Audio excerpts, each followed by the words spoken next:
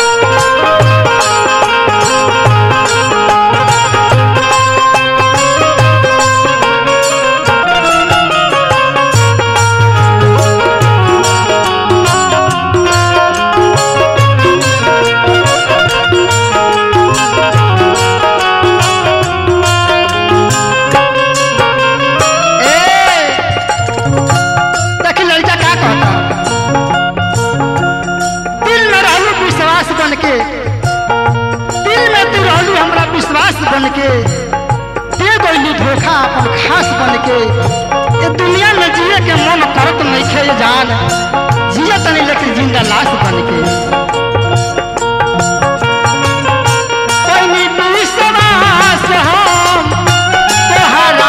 जान हो तोहरे चक्कर में हम तो हो गई हैवान हो।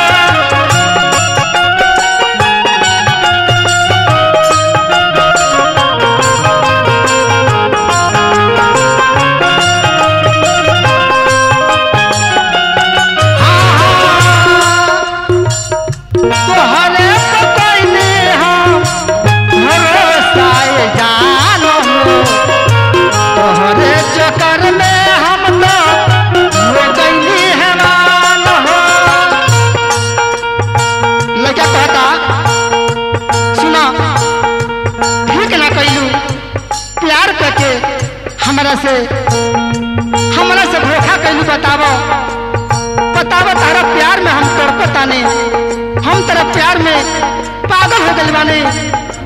तो दुनिया में जिए के मन है क्या करत, हम मर जाए। लड़का कहता प्यारी में जोहर मिला दिल बारू, प्यारी में जोहर मिला दिल बारू, हमारा के जी दिल बारू, हमारा के जी दिल बारू।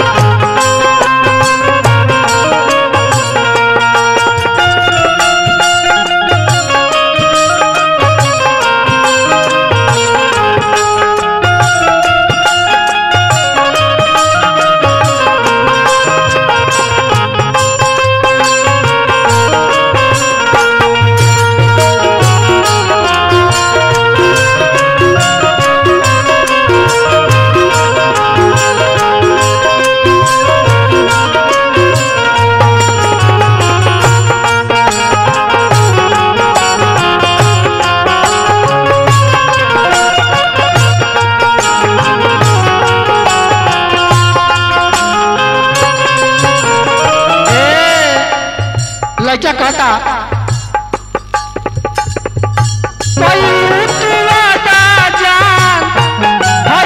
कसम हो, आज काहे दिल पर इतना दिहलू जखम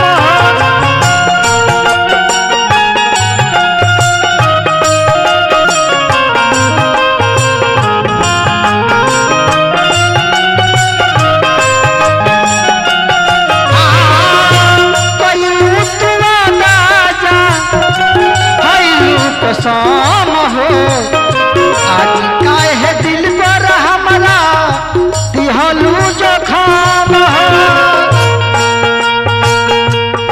लड़का कहता प्यारी में जोहर मिला दिल बारू, प्यारी में जोहर मिला दिल बारू, हमारा के जी दे दिल